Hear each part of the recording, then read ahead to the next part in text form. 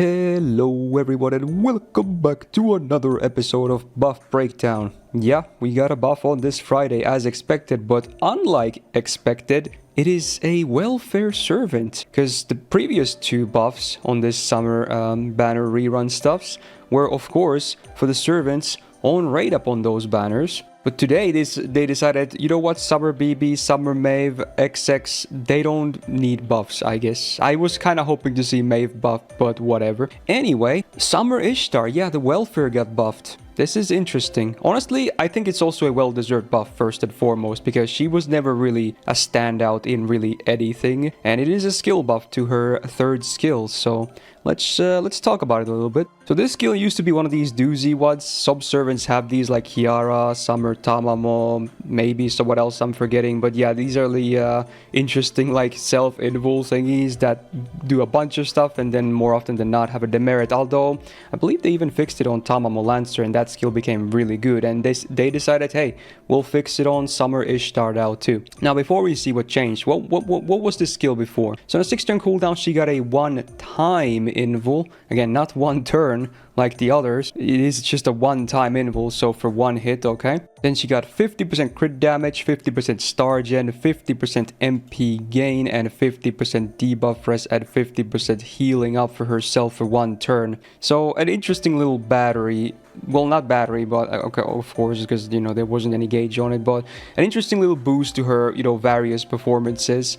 You know, stuff like the healing doesn't even really matter too much, because as far as I know, she doesn't even have any healing in her kit, but all the other ones can actually work depending on how the turn is looking like.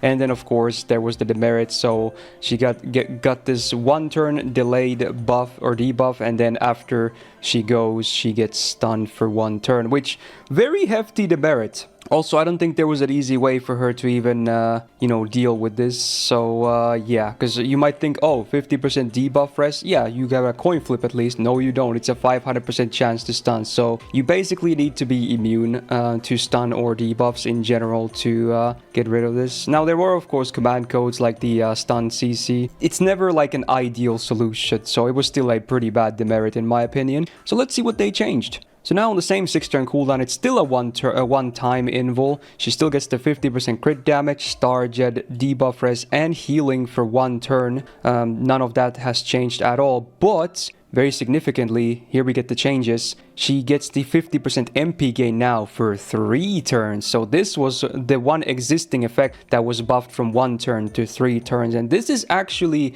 really huge, because her looping was basically not very good at all. You basically needed to have this up at all times, but you couldn't because it was only a 1-turn effect. Now with this being now 3 turns, 50% is a lot. I think she will be able to loop fairly okay now. So at least refund wise, she should be fine. Now what else did they do? They added a 30% battery for herself. Yay, so even better for that looping purpose. So now if you run a 50%er on her, you have the append, you pop this turn 1, hell, that's already 100%. So then you can save your Scotty batteries easily for waves 2 and 3, maybe even add like a Oberon for a plug for way more damage on wave 3. There are definitely way more options now for her looping.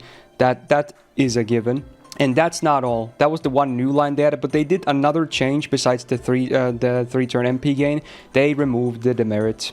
So it is now gone. No more self-stun, none of that nonsense. Thank God, because remember, if it was still here, this wouldn't really mean too much, because it would still mess over her looping anyway, or you would have to bring like a really scuffed setup with, you know, like a BB to give you debuff abilities. It would be messy. It just wouldn't really work, so it had to go as well, and thank God it did. So honestly, now on a 6-turn cooldown, this is a really strong skill. I kind of wish they upped the invul from 1 time to 1 turn as well, so that would have made her, you know, have more boss presence as well, because this is really not much, and especially remember, she's a quick servant, and quick doesn't usually have the best defensive tools, so I feel like that probably could have been buffed as well. And another thing I think they could have maybe done as well is add a bit of like MP damage for 3 turns, maybe like 20-30%, because while yes, her refund probably is pretty decent now, she doesn't really have the most damage out there. If you look at her other skills, the only thing she has that helps with her MP damage is this AoE 20% quick up from her first skill.